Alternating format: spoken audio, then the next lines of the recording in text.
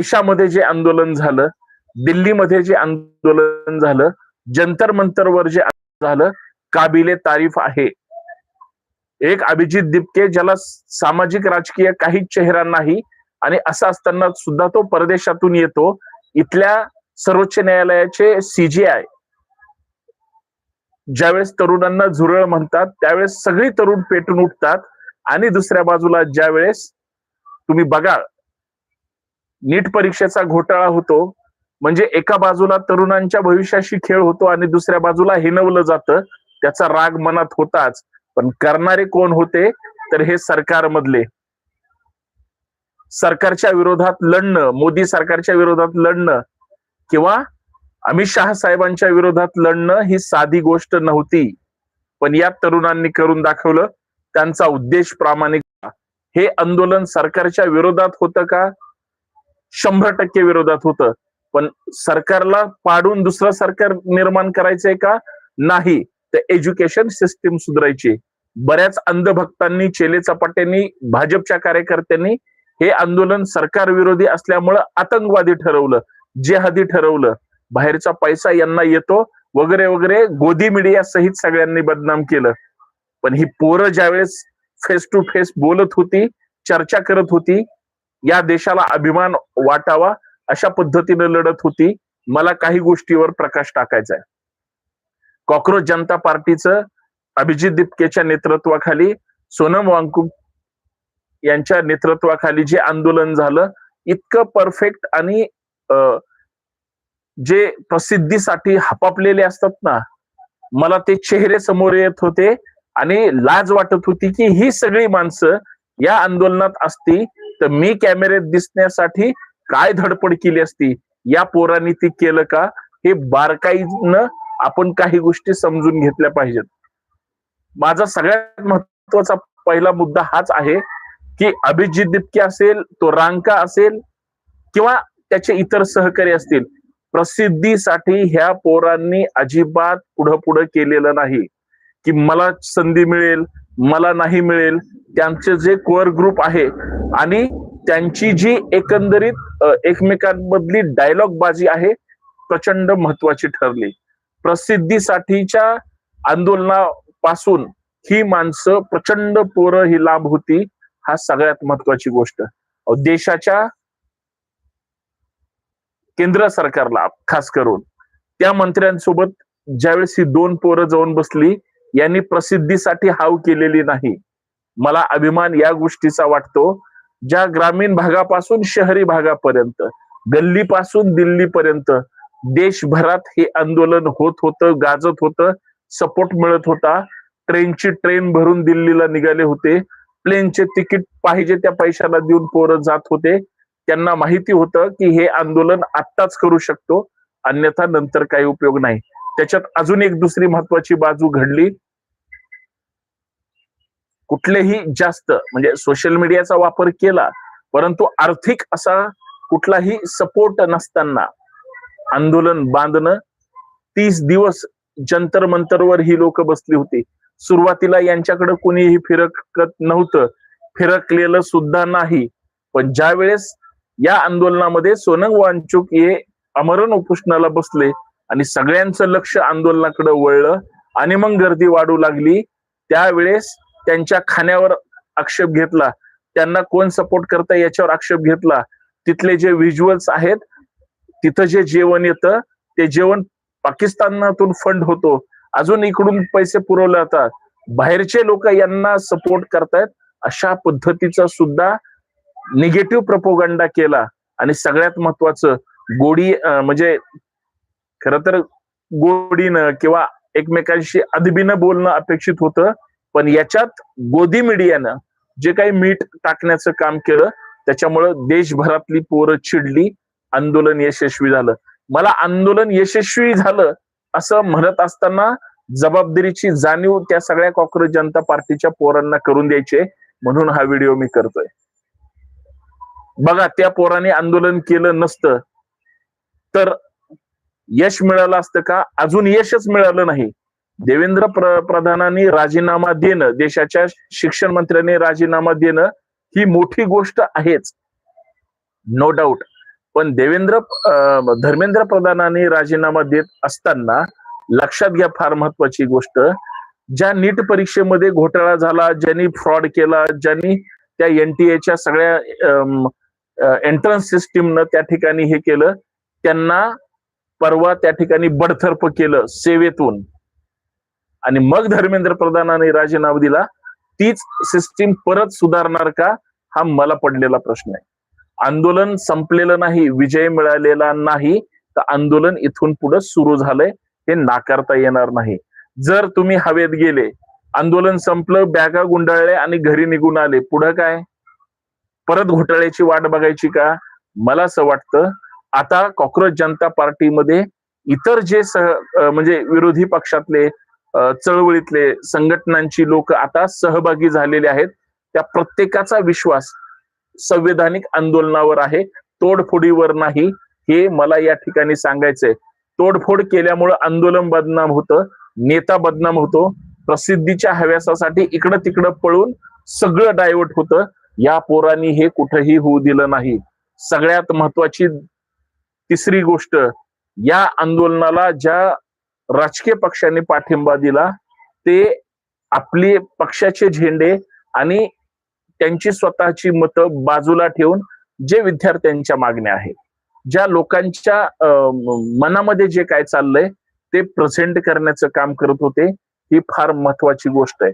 बघा, तुम्हाला आठवत असतील काही चेहरे, आणि मला सुद्धा जबाबदारीनं सांगायस वाटतं, एखादं कार्यक्रम जरी असला, उदाहरण सांगतोय आणि हे उदाहरण फार तुमच्या आसपासचं आहे, एखादा कार्यक्रम जर ठेवला आणि स्टेजवर 4-5 लोक असतील, 1-2 खुर्च्या रिकाम्या असतील, तर त्या 4-5 जणांचे समोर बसलेले 10-20 मित्र त्यांना पर्सनल मेसेज करत असतात, मला बोलव ना स्टेजवर, माझं नाव घे ना, माझी जरा वाहवा कर ना, वगैरे वगैरे. म्हणजे प्रसिद्धीसाठी आपापली लोक कशाही पद्धतीनं करतात. काही तर अशी लोक मंडळी असतात. अजून एक उदाहरण सांगतो, एखाद्या कार्यक्रमामध्ये 0 रोल असतो, ते आंदोलनात सुद्धा नसतात, कुठल्याच गोष्टीत ते सहभागी नसतात, परंतु होतं काय, हे त्या कार्यक्रमाला येतात आणि थेट स्टेजवर जातात. जसं काय हा लय मोठा पुढारी आहे किंवा ह्याने फार मोठं काम करून ठेवलंय. बांधवांनो, इथंच गडबड होते. तुम्हाला जर संघर्ष करून पुढे जायचं असेल, त्यासाठी लढावं लागेल. फुकट प्रसिद्धीसाठी आणि मी त्या फोटोच्या फ्रेम मध्ये आलो पाहिजे, कॅमेऱ्याच्या फ्रेम मध्ये आलो पाहिजे, ही ज्यांची हलकट मानसिकता आहे, ही कुणीच माणसं कॉक्रोच जनता पार्टीच्या त्या आंदोलनाच्या स्टेजवर नव्हती, म्हणून आंदोलन यशस्वी झालं. प्रसिद्धीसाठी हापापलेले तिथं कोणी नव्हते. सगळ्या ज्या स्टुडंट ऑर्गनायझेशन असतील देशभरातल्या, मग ती बिहारची असेल, कर्नाटकची असेल, आंध्रातली असेल, तामिळनाडूची असेल, तिकडली आसामची, पश्चिम बंगालची असेल, दिल्लीतली असेल, शेजारच्या हरियाणातली असेल किंवा महाराष्ट्रातली असेल, ही सगळी पोरं हे फक्त जातीवादाच्या, मनुवादाच्या किंवा या घाणेरड्या भ्रष्टाचारी करप्शन सिस्टीमच्या विरोधात, शिक्षणाचं ज्यांनी बाजारीकरण केलंय, या सगळ्यांच्या विरोधात ही सगळी मंडळी लढत होती. आणि ही सगळी मंडळी जी तरुण पोर आहेत, जी गाणं म्हणायची किंवा जे तरुणांमध्ये उत्साह निर्माण करायचे, या सगळ्या उत्साहातून, या सगळ्या गोष्टीतून यश जे मिळालं ते काबिले तारीफ आहे. ते प्रसिद्धीसाठी पुढे पुढे गेले नाहीत, त्यांनी प्रसिद्धीसाठी कुठलीही गोष्ट केली नाही. प्रसिद्धी मिळावी आणि प्रसिद्धीच मिळाली पाहिजे यासाठी, कारण बरी मोठी मोठी आंदोलनं प्रसिद्धीमुळं आणि हव्यासामुळं फाळण्या झाल्या, नेते वेगळे वेगळे झाले, कार्यकर्ते वेगळे झाले, आपली आपली दुकानं केली आणि प्रसिद्धीच्या बाजारासाठी त्यांनी घरं तोडली बऱ्याच जणांची. हे वास्तव आहे, हे विसरून चालणार नाही. हे महाराष्ट्रात किंवा देशात घडलं असतं, ती सगळी मंडळी बाजूला राहिली, हे सगळ्यात महत्वाचं आहे. चौथा महत्वाचा मुद्दा मला असं वाटतं, आता अभिजित दिपके आणि हे तर नाममात्र मुलं आहेत, त्यांनी तर क्रांती करूनच ठेवली. सगळ्यात महत्वाचं, त्यांच्या कुटुंबांनी त्यांच्या पाठीशी उभं राहिलं. तुम्हाला एक उदाहरण सांगतो, अभिजित रात्रभर दिवसभर तिथं बसायचा, रात्रभर बसल्यानंतर सकाळी तो मित्राच्या रूमवर जायचा, तिथं फ्रेश व्हायचा. कुठलेही त्याच्या अंगावरचे कपडे बघितले का, त्याचं राहणीमान बघितलं का, साधं आहे म्हणजे नो डाऊट. पण या सगळ्या ह्याच्यामध्ये अभिजितचा जो मित्र होता त्याच्यावर सुद्धा किती बालंट आला असेल, विचार केला का? पण खंबीरपणे पाठीशी राहिला तो खरा मित्र. म्हणजे त्या मित्रानं त्याच्या रूमवर किंवा त्याच्या आसपास किंवा पोलिसांनी सुद्धा ज्यावेळेस सोनम वांगचुकचं आंदोलन तुम्हाला माहितीये गुंडाळलं, याच केंद्र सरकारने मोदी सरकारच्या कारण दिल्लीतली पोलीस अमित शहाच्या अधिपत्याखाली काम करतात. मारहाणीचे सगळे आदेश त्यांनी स्वतः दिलेले आहेत. म्हणून जनावरांसारखं पोरांना मारलंय. ज्या पोरांनी म्हणजे मार खाल्लाय किंवा मारहाण झाली त्यांनी हे आंदोलन विसरायचं नाही. मोदी शहानी किंवा या भाजप सरकारने जे छळलंय ते विसरायचं नाही. सोनम वांगचुक यांचं सुद्धा आंदोलन चिरडून टाकण्याचा प्रयत्न केला. म्हणजे त्यांना पळवून नेलं, किडनॅप केलं. खरं तर एक तरी FIR तिथं दाखल व्हायला पाहिजे होती कॉक्रोच जनता पार्टीच्या एखाद्या संयोजक कार्यकर्त्याकडून की सोनम वांगचुक यांना दिवसा ढवळ्या तिथून पळवून नेलं. हा एक महत्वाचा मुद्दा. आणि त्याच वेळेस अभिजित दिपके ज्या मित्राच्या रूमवर जात होता, अख्खी दिल्ली पोलीस तिथं पोहोचली आणि त्याला तिथं नजर कैद केलं. सिच्युएशन आठवा बरं. आपण तर फक्त डोळ्यावर म्हणजे माध्यमांसमोर पाहिलंय. मला हेच तुम्हाला सांगायचंय, संकट प्रचंड आली. परवाच अभिजित दिपकेचं जे स्टेटमेंट आहे त्यांनी स्पष्ट सांगितलंय. धन्यवाद सर.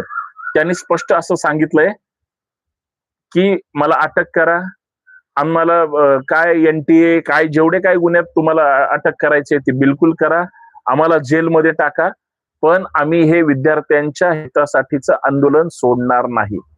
सगळ्यात महत्वाची गोष्ट काय माहितीये का, याच्यात राजकीय पक्षाचे नेते विरोधातले जे होते ते सहभागी झाले, ही चांगली गोष्ट आहे.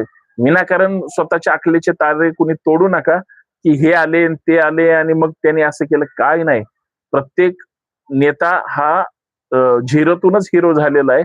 आणि त्यांचे सुद्धा कार्यकर्ते, त्यांचे सुद्धा ज्या त्यांच्या राज्यांमध्ये त्यांचं नेटवर्क आहे तिथं सुद्धा त्यांच्या घरामध्ये नीट परीक्षा दिली जाते ना. त्यांचा सहभाग असणं म्हणजे अख्ख्या त्यांच्या युनिटचा सहभाग असणं हे पण फार गरजेचं आहे. पाठिंबा असणं फार गरजेचं आहे. त्याला निगेटिव्ह घेऊ नका. पण त्या लोकांनी ज्यावेळेस आंदोलनात सहभागी झाले त्यांचे जोडे राजकीय बाजूला ठेवावेच लागतील. कारण या देशाची युवा शक्ती सगळ्या पक्षात, विचारात, संघटनांमध्ये विखुरलेली जरी असली तरी आता लढाई मात्र ताकदीची झाली आणि म्हणून हे सगळे लढले आणि ते फार महत्वाचं आहे. अजून एक महत्वाची गोष्ट माझ्या माहितीस्तव इतकी महत्वाची आणि गरजेची झाली, ती सगळ्यात महत्वाची यासाठी आहे, यश मिळाल्यानंतर त्यांनी नजरे घालून जे केंद्रीय मंत्री 2 जण होते, तुम्हाला असेल JP नड्डा आणि धर्मेंद्र सिंग का काहीतरी सिंगच आहे त्यांचं नाव, तर त्यांच्या नजरेत ते 1-1.5 तास बोलून आले आणि जे म्हणजे प्रश्न पत्रकारांनी त्यांना विचारलं किंवा त्यांनी जे पत्र त्यांच्याकडून एकमेकांना दिलं त्यावेळेस त्यांची जी बॉडी लँग्वेज होती ही पॉझिटिव्ह आणि तरुणांना शोभणारी होती, सरेंडर होणारी नव्हती की नेत्याच्या पुढे हंजी करणारे. आम्ही बघतो एखादं आंदोलन मग एखादा नेता येतो किंवा सरकारमधले येतात, पाय घड्या घालायची वेळ येते. यांनी 1-1.5 तास मिटिंग केली, नंतर प्रेस एकत्रित केली, सरकारला सरेंडर व्हावं लागलं, झुकावं लागलं. नुसतं झुकावं लागलं नाही तर सरकारचा जो अहंकार होता त्या अहंकाराचं गर्वहरण या कॉक्रोच जनता पार्टीच्या त्या मिसुरडं सुद्धा ज्या पोरांना फुटलेलं नाही ती पोरं करत होती. इतकी ताकदीची गोष्ट आहे. मला असं वाटतं प्रत्येकाला वाटत असेल माझं पोरग, माझी पोरगी इतकी कणखर झाली पाहिजे. खरंय की नाही? तुम्हाला पटतंय का? आणि माझी एक विनंती आहे, बोलताना विसरून जाईल, हा व्हिडिओ जास्तीत जास्त शेअर करा. नवीन असाल तर चॅनल सबस्क्राईब करा. संतोष शिंदे ऑफिशियल या चॅनलशी जोडले जा. मला सांगा, या सगळ्या आंदोलनातून या देशातल्या प्रत्येक नवतरुणांना आत्मविश्वास मिळाला. मुरदाड झालेले राजकीय नेते जागे झाले. मोडकळीस आलेले राजकीय पक्ष सुद्धा परत एकदा ताकदीनं त्या ठिकाणी उभे राहतील.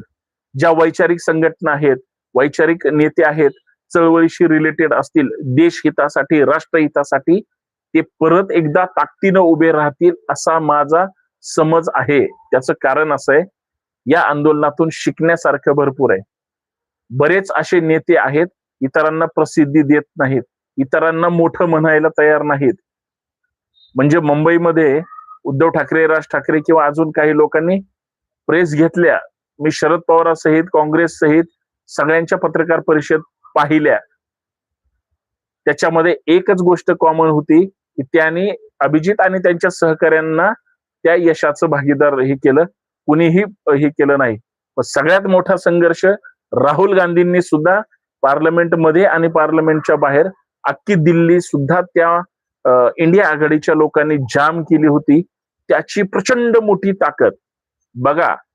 तुम्ही रस्त्यावरची लढाई किती जरी लढले, सभागृहात आणि सभागृहाच्या परिसरामध्ये तुमची ताकद सुद्धा असणं अपेक्षित आहे. ती भूमिका जसं कॉक्रोच जनता पार्टीनं देशभरात रस्त्यावर आंदोलन केलं जंतर मंतर पर्यंत, विरोधी पक्षाने सभागृहात आणि सभागृहाच्या त्या दालनासमोर ती ताकद दाखवली.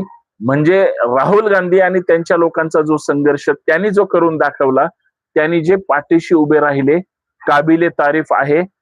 म्हणजे इतर त्यांचे काँग्रेसच्या नेत्यांबद्दल मी कधीच आयुष्यात चांगलं बोलू शकत नाही, कारण ते त्या पात्रतेचे सुद्धा राहिलेले नसावेत, कारण त्यांची तशी ताकद दिसली नाही, त्यांची तशी हिंमत दिसली नाही.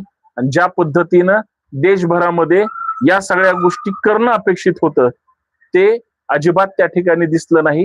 हे मला या ठिकाणी तुम्हाला सांगायचंय. आणि सगळ्यात महत्वाची शेवटची गोष्ट, या आंदोलनाला ज्या ज्या लोकांनी सपोर्ट केला, इतकी महत्वाची भावनिक गोष्ट आहे की तुम्ही कल्पना करू शकणार नाही. त्या कुठल्या? त्या पोरांना जेवण पुरवलं, राहण्याची व्यवस्था केली. बघा, तुम्ही सगळं करू शकता, पण खाण्यापिण्याचे आणि व्यवस्थेचे नाटकं करू शकत नाही. प्रचंड पैसा लागतो. किती आरोप केले हो सत्ताधाऱ्यांनी, इतके आरोप केले म्हणजे मला तर असं वाटत होतं की घरातून निघावं आणि ह्या सगळ्यांची तोंड झोडावेत. त्याचं कारण असं आहे की ह्यांनी इतक्या ताकदीनं बदनाम करण्याचा प्रयत्न केला होता. त्या सगळ्या बदनामीला पचवून किंवा जी लोक मदत करतायत त्या सगळ्या मदत करणाऱ्या लोकांनी एक गोष्ट फार प्रामाणिक केली. त्या लाखो पोरं होते, पण उपाशी कोणीच राहिलं नाही. अजिबात काही म्हणजे पाण्याची व्यवस्था झाली, पडेल तिथं पोरं झोपत होती, राहत होती आणि खायला मिळत होतं. मी असेही काही प्रसंग पाहिले डोळ्यांनी. अक्षरशः म्हणजे हवा सुद्धा तिथं गरमीत, आणि दिल्लीतलं वातावरण तुम्हाला माहितीच आहे.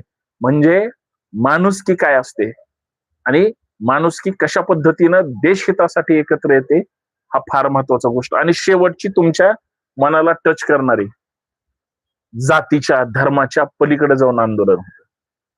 Salute to you.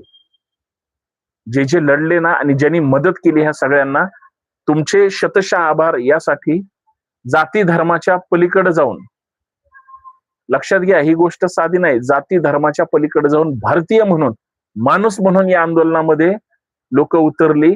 आणि ताकदीनं त्यांच्या मनात इतकी खदखद आहे, इतका राग आहे, तो उपस्थिती देऊन त्यांनी तो राग त्या ठिकाणी व्यक्त केला. ही जमेची बाजू आहे. हे मला या आंदोलनाचं यश वाटतं. फक्त हवेत जाऊ नका, आपल्याला हे आंदोलन चालू ठेवायचंय. आपल्या आपल्या परीनं करा, काही अडचण नाही.